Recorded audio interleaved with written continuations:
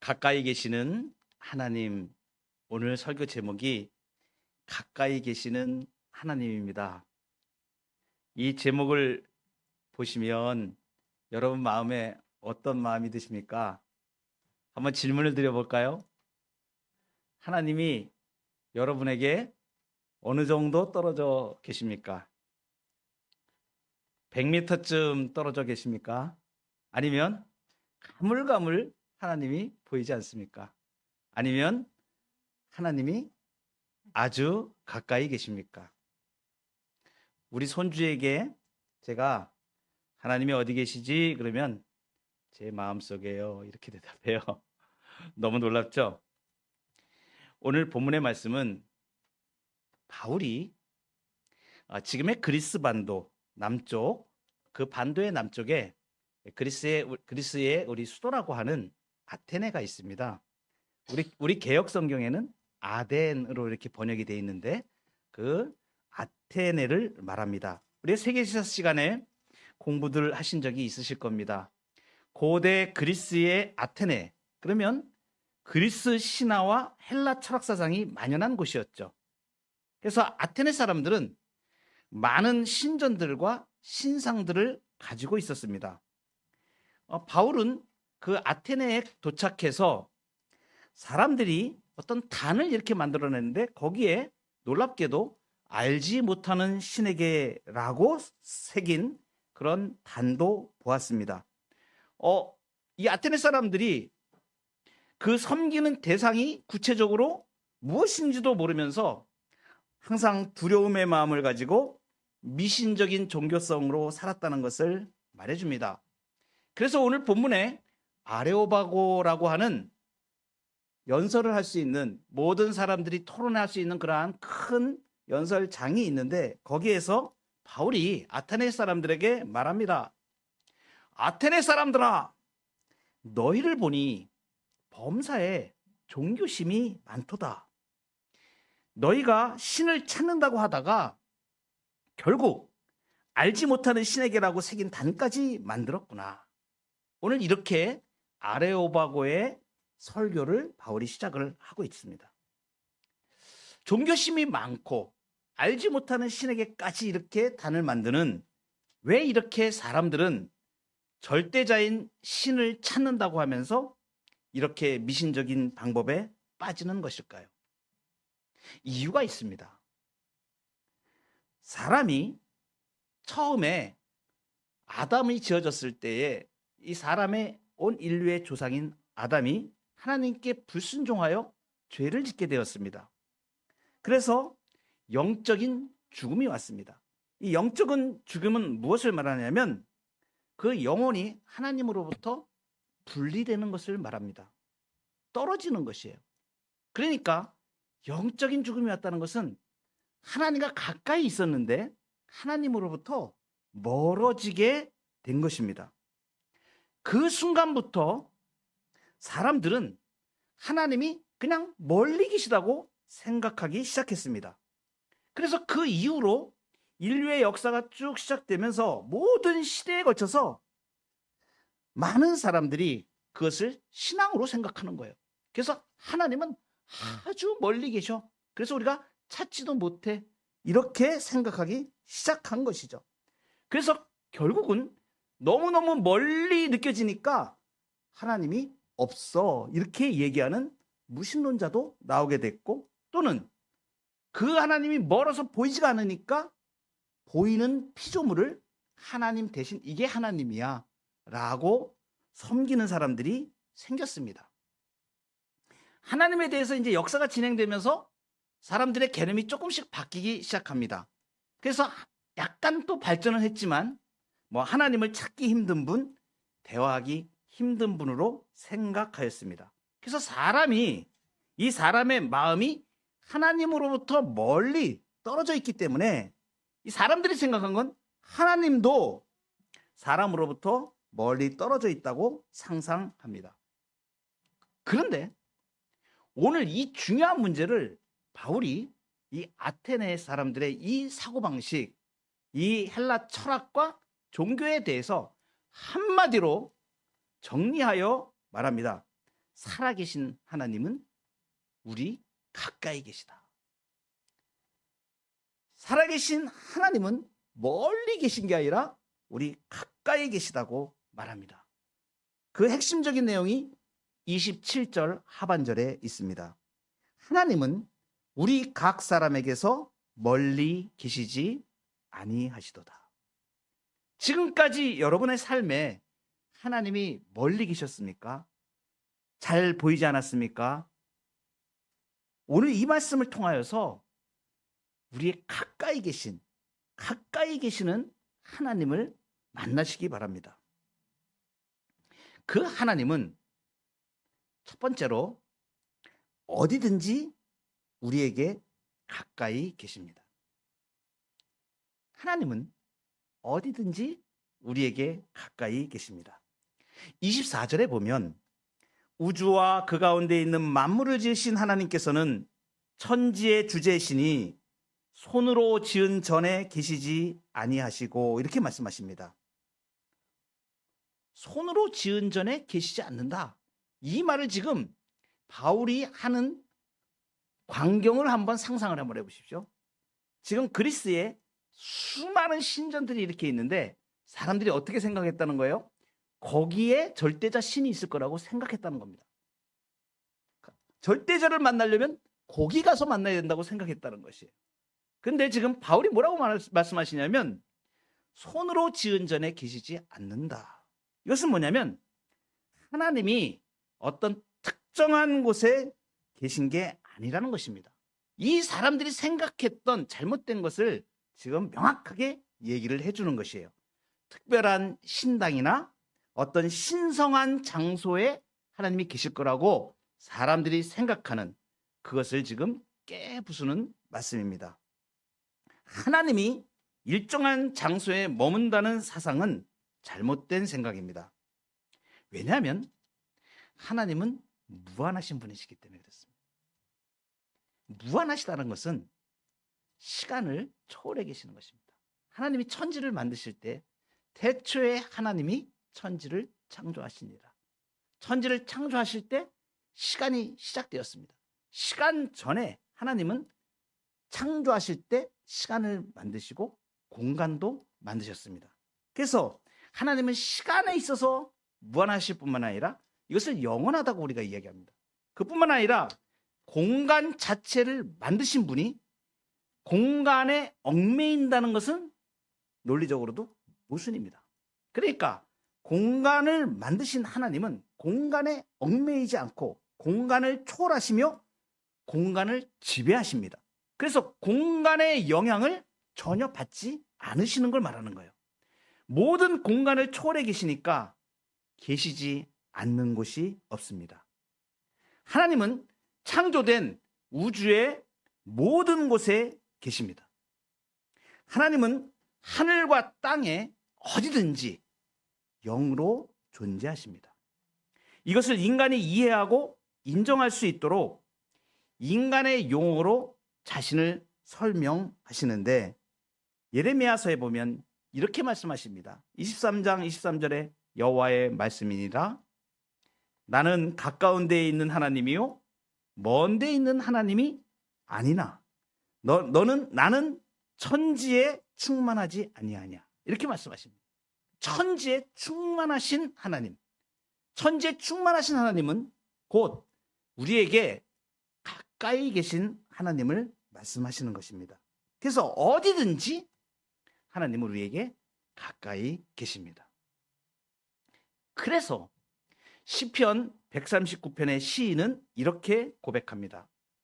주께서 내가 앉고 일어섬을 아시며 멀리서도 나의 생각을 아시오며 나의 모든 길과 내가 눕는 것을 살펴보셨으므로 나의 모든 행위를 익히 아시오니 여호와여 내 혀의 말을 알지 못하시는 것이 하나도 없으시니이다. 여러분 이 말씀을 한번 보십시오. 가까이 계신 하나님을 우리가 알면 자연적으로 우리는 무슨 생각을 할 수 있냐면 하나님 앞에서 내 모든 것이 다 하나님이 보고 계시고 하나님이 듣고 계시다는 사실. 그래서 우리가 이렇게 고백하는 거예요. 내 혀의 말을 알지 못하시는 것이 하나도 없으십니다. 정신없이 남을 비방하는 말을 하다가도 이것을 생각하셔야 돼요. 아, 지금 하나님이 이 말을 듣고 계셔. 내 마음의 생각도 아시지만 내가 지금 비방하는 말을 하거나 정죄하는 말을 하거나 이 말하는 것도 하나님이 지금 다 듣고 계셔. 일상에 우리가 삶을 살다가 꺼리는 나쁜 행동을 하려다가도 이것을 기억하시는 거예요. 하나님 지금 여기 계시잖아. 하나님 지금 보고 계시잖아. 그러면 우리의 행동과 삶이 어떻게 변하게 될까요? 점점 더 살아계신 하나님을 경험하고 그 하나님 앞에 거룩함으로 나아가는 성숙한 믿음의 사람으로 나아갈 수 있는 것입니다. 하나님이 어디든지 우리에게 가까이 계시다고 하는 사실은 바로 우리의 모든 것을, 모든 죄악도 다 보시지만 또한 동시에 우리의 모든 형편을 다 보고 계시는 거예요. 그래서 우리의 어려움이나 우리의 간절한 소원이나 우리의 부족함을 그 아버지께 아뢰 수가 있는 것입니다. 죄악에서 멀어지고 도리어 하나님이 어디든지 계시다고 하시는, 그래서 내가 하는 모든 말과 내 행동을 다 보고 계시다고 하는 이 사실은 하나님을 의지하고 그분을 사랑하며 그분을 존중하는, 그래서 그분과의 사귐 가운데로 우리를 이끌어 가시는 아주 중요한 진리의 말씀이 되시는 것입니다. 이 말씀을 여러분의 삶에 두려움을 없애고 주님을 기쁘시게 모시고 사는 중요한 말씀이 되시기를 바랍니다. 하나님은 어디든지 우리에게 함께 계십니다. 두 번째로, 하나님은 섭리 중에 우리에게 가까이 계십니다. 섭리는 무엇인가? 섭리는 보존하시고 통치하시는 것을 말합니다. 오늘 본문 말씀 25절에 보면 또 무엇이 부족한 것처럼 사람의 손으로 섬김을 받으시는 것이 아니니 이는 만민에게 생명과 호흡과 만물을 친히 주시는 이심이라. 사람의 손으로 섬김을 받으시지 않는다. 이것은 뭐냐면 이방 교도들, 지금 바울이 아테네에서 거기에 있는 사람들에게 말하는, 그들이 신전에 가서 제사하고 막 그렇게 하면 자기가 생각하는 어떤 절대자가 그것을 받아줄 거라고 기대하면서 뭐 제사도 드리고 가서 절도 하고 거기에 많은 의식을 자기들이 만들어서 따르고 하는 그것을 행한다는 것을 말해요. 그런데 지금 바울이 하는 말씀은 뭐냐면 그거 다 헛것이야, 이렇게 지금 얘기하는 거예요. 왜 그렇습니까? 그 어떤 헌물로 우상하게 제사하고, 사실 그 사람들은 죽은 신에게 가서 그렇게 하는 거예요. 그러니까 결국은 뭐냐면 자기 위안인 것뿐이에요. 실제로 살아계신 하나님이 그들이 하는 제사를 받으시거나 절대 그렇지 않습니다. 지금 그것을 말하는 겁니다. 그러니까 인류의 모든 역사에서 만들어진 종교, 하나님을 섬기지 않고 그렇게 하는 것들이 얼마나 우매한 일인가를 지금 바울이 얘기하고 있는 거예요.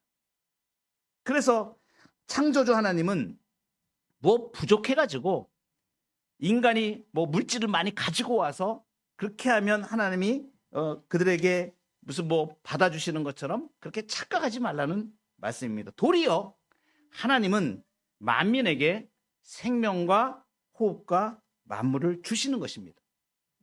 현대 과학이 아무리 발달되었어도 생명을 만들어내지 못합니다. 임종시에 숨을 거두는 사람에게 아무리 인공호흡을 시켜도 그의 생명을 영원히 연장할 수는 없습니다. 하나님께서 모든 창조물과 그 모든 창조물의 행동을 보존하시고 다스리시는 그 섭리로 생명과 호흡을 주시는 것입니다. 그래서 하나님은 섭리 중에 우리에게 가까이 계십니다. 한마디로 말씀드리면 이것입니다. 하나님께서 가까이 계시는 것을 섭리로 증명하시고 신자들에게 나타내십니다. 물론 신자가 아닌 이 땅의 사람들에게도 하나님이 섭리를 다 하시면서 나타내셔요. 그 사람들은 그것을 모를 뿐입니다. 그래서 하나님께서 섭리 중에 우리에게 생명과 호흡을 주신다고 하시는 사실을 증명하실 때가 있습니다. 여러분들은 어떠실지 모르겠어요. 저는 이러한 하나님의 섭리를 너무 많이 경험을 해서 어떤 일들이 아주 중요하게 있었을 때 그 일들을 기억하면서 아, 하나님 이런 분이시구나 라는 것을 깨닫게 됩니다. 섭리 중에 가까이 계신다는 것이에요. 우리가 믿음 생활하다 보면 믿음이 좋다가도 믿음이 좋을 때는 아, 하나님이 바로 여기 계신 것 같아. 그런데 조금 내가 세상에 어떤 다른 이제 신경을 많이 쓰고 또 세상을 따라 살다 보면 하나님이 또 계신지 안 계신지 잘 모를 때가 있어요. 어떻게 하시는가 하나님이. 그때 섭리를 통해서 내가 네 옆에 가까이 있어. 이것을 알려주시는 것이죠. 저는 하나님이 이 섭리 중에 우리에게 가까이 하시는 이러한 일을 경험한 적이 있습니다. 여러 사건이 있는데 그 중에 하나를 말씀을 드리면 하나님께서 특별히 우리가 그것을 잘 깨닫지 못하니까 충격요법을 사용을 하세요. 알게 하시는 것이죠. 제가 차를 운전하면서 잠수교 남단을 지나갈 때입니다. 지금부터 약 한 7년 전인 것으로 제가 기억을 합니다. 사거리 교차로에서 직진 녹색 신호가 켜져 있어서 그대로 직진하면서 나는 신호를 받고 가고 있는 것입니다. 차 시속이 어느 정도 됐냐면 좀 빨리 달리고 있었어요. 한 80km 정도 제가 시속으로 가고 있었습니다. 근데 갑자기 좌측에서 생각지도 않게 교차로 사거리에서 나는 직진 신호를 받고 가는데 좌측에서 차가 끼어들어오는 겁니다. 갑자기 나는 순간에 이게 눈이 이렇게 앞을 보고 가다가 느껴지잖아요. 이렇게 운전자의 시선에 이게 느껴지잖아요. 뭔가 들어오는데 치고 들어오는데 저도 모르게 이게 아마 시간적으로 얘기하면 한 0.0 몇 초 정도 되는 것 같아요. 이게 몸이 반응을 하는 거예요. 이게 눈과 이 몸이 그리고 운전했던 이 몸이 반응을 하는데 어떻게 반응을 하냐면 80km로 이렇게 달려가고 있는데 차가 들어오는 것 같으니까 순간적으로 핸들을 우측으로 이렇게 꺾어가지고 순간적으로 바로 잡은 거예요. 그 차가 어떻게 가냐면 차가 쭉 가다가 옆에서 막 치고 들어오니까 씩 이렇게 간 거예요. 꺾어가지고 씩. 한만의 차이로 요 차가 내 차를 치지 않고 나는 이렇게 간 거죠. 순간적으로 저도 어떻게 운전하는지 모르는 거예요. 근데 그게 이 몸이 반응을 한 거예요. 그냥 갑자기 들어오는 것 같으니까 뭐지 그러다가 그냥 생각할 시간도 없잖아요. 0.0 몇 초. 확 틀었다가 앞으로 딱 가는데 차가 이렇게 가는 거죠. 휘청 한번 하면서. 그 순간에 차가 싹 비껴 간 거죠. 지나고 난 다음에 제가 안 돼. 어떻습니까? 위에서부터 머리서부터 하얘지는 거야. 아무 생각이 안 들어요. 아무 생각이. 그냥 한숨만 깊은 한숨 휴 하면서 딱 나오는 거죠. 그리고 나서 운전해서 가는데 몸이 막 떨리잖아요. 부들부들 갑자기. 이게 딱 해치고 나왔는데 몸이 막 떨리고 생각도 떨리고 그래서 심호흡을 하면서 안정을 하고 가는데 주님이 그런 깨달음을 주시는 거예요. 내가 지금 너하고 같이 있다. 내가 너와 함께하고 있다. 지금 내가 너를 보호하고 있다. 지금도 제가 그 순간을 생각하면 하나님께서 살아계시고 나와 함께 하심을 깨닫게 하시기 위하여 멀리 계신 하나님이 아니라 가까이 계신 하나님으로 섭리 중에 우리에게 가까이 계신 하나님으로 보여주시는구나. 네가 물 가운데로 지날 때에 내가 너와 함께 할 것이다. 강을 건널 때에 물이 너를 침몰하지 못할 것이며 네가 불 가운데로 지날 때에 타지도 아니할 것이요 불꽃이 너를 사르지도 못하리.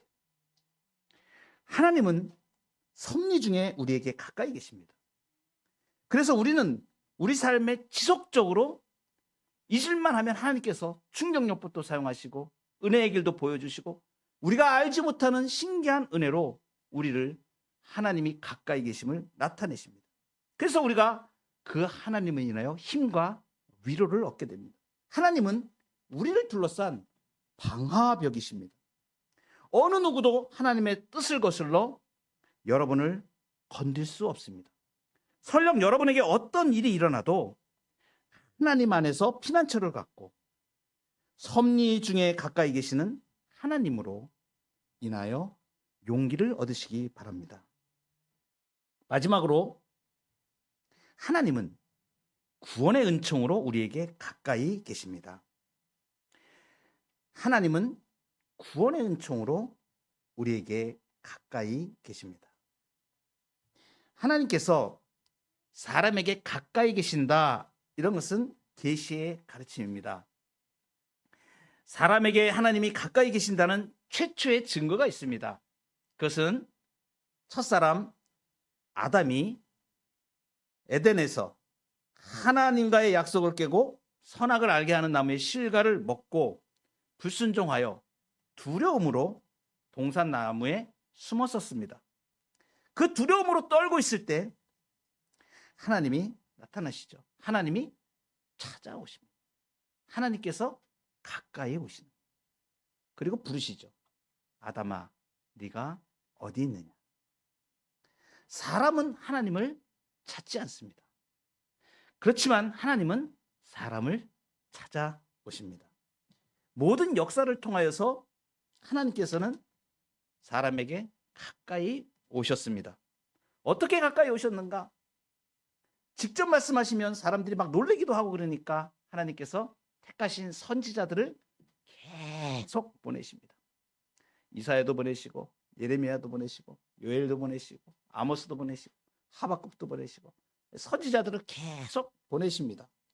이 선지자들을 통해서 경고의 목소리를 자꾸 들려주시죠. 너들 그 길로 가면 안 된다. 하나님을 찾아야 된다. 자꾸 경고를 합니다.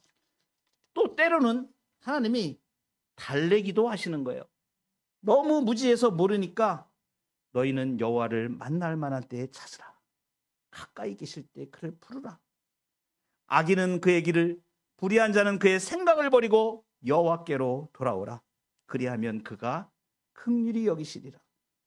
간청하듯이 하나님이 그렇게 찾아오시는, 구원의 은총으로 우리 하나님께로 돌아오라. 그러면 하나님이 너그럽게 용서하시겠다. 그렇게 하심으로 하나님께서 경고도 하시고 간청도 하시면서 사람들의 마음에 좀 더 가까이 가고자 이렇게 하셨습니다. 그래서 구약성경에 어디를 보더라도 하나님께서 가까이 계심을 우리가 알게 됩니다. 항상 우리의 상태가 어떻든지 배반을 때리고 하나님을 외면하고 멀리 도망갈지라도 하나님께서 계속하여 찾고 가까이 부르셨던 것이죠. 그렇지만 사람들은 하나님을 찾지 않았습니다. 그런데도 하나님은 포기하지 않으시고 끝까지 사람들을 찾으시죠. 결국은 역사 속에서 때가 참에 하나님의 아들을 이 땅에 보내셔서 찾아오셨습니다. 직접 하늘 보좌를 버리시고 이 땅에 비참한 가운데 있는, 죄와 사망 가운데 있는 우리를 찾아오신 것이죠. 아들 예수 그리스도로 우리에게 말씀하신 것입니다. 히브리서 1장 1절에 이렇게 고백합니다.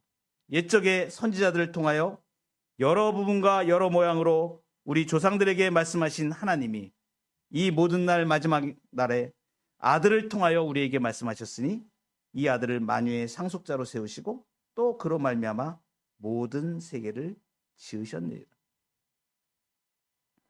하나님이 우리에게 가까이 계심을 여실히 드러낸 사건, 그것은 예수 그리스도 아들로 우리에게 찾아오신 사건입니다. 얼마나 가까워졌습니까? 도무지 친구가 될 수 없는 그 죄와 사망에 있는 사람을 친구로, 죄인들의 친구가 되어주신 것이죠. 이보다 더 가까울 수가 있겠습니까? 어떻게 그 일을 행하셨습니까? 그것을 오늘 바울이 아테네에 있는 모든 사람들에게 설명하고 설교할 때 결론으로 지금 말씀하십니다. 30절, 31절. 오늘 본문 30절, 31절. 알지 못하던 시대에는 하나님이 간과하셨거니와 이제는 어디든지 사람에게 다 명하사 회개하라 하셨으니 이는 정하신 사람으로 하여금 천하를 공의로 심판할 날을 작정하시고 이에 그를 죽은 자 가운데서 다시 살리신 것으로 믿는 모든 사람에게 믿을 만한 증거를 주셨습니다. 모든 사람에게 믿을 만한 증거를 주셨습니다. 그 증거가 뭡니까? 예수님이 우리를 위하여 내 죄를 대신하여 죽으시고 죽은 자 가운데서 사흘 만에 다시 살아나신 것으로 우리에게 말씀하십니다. 예수 그리스도의 오심은 이제 하나님이 이 인간들이 하나님을 모르던 그 시대를 끝내버리신 거예요. 이제는 예수 그리스도를 통하여서 명확하게 하나님을 알 수 있고 그분의 구원을 알 수 있도록 은총을 베풀어 주신 것이에요. 그래서 우리 생에 예수 그리스도를 만나고 예수 그리스도를 믿게 된 것보다 더한 행복은 아무것도 없습니다. 그래서 하이델베르크 여러분들에서 그렇게 고백하는 거예요. 우리가 사나 죽으나 우리의 유일한 위로는 예수 그리스도십니다. 하나님이 결정적으로 우리 가운데 오셔서 우리에게 장막을 치신 거예요. 그래서 예수님을 믿는 자에게 예수님이 약속한 대로 성령을 주셔서 우리가 그 하나님을 알게 하시고 성령을 통하여 우리 마음의 성전에 하나님이 계시고 하나님과 함께하는 사람으로 우리를 인도해 주신 것입니다. 지금도 중보자 되신 예수 그리스도께서 천상에서 하나님 앞에 우리를 날마다 영원한 제사장으로 우리가 죄를 이기고 죄 가운데 살면서도 예수 그리스도의 보혈을 의지하며 승리할 수 있도록 하나님 앞에 날마다 우리를 대언하여 나가시는 제사장이 되십니다. 여호와께서는 자기에게 간구하는 모든 자, 곧 진실하게 간구하는 모든 자에게 가까이 하시는도다. 진실하게 예수 그리스도를 의지하는 모든 자에게 하나님은 임마누엘 함께 하시는 은혜로 우리에게 은총을 베풀어 주십니다. 이 복과 은혜가 우리 가운데 충만하기를 소원합니다. 기도하시겠습니다.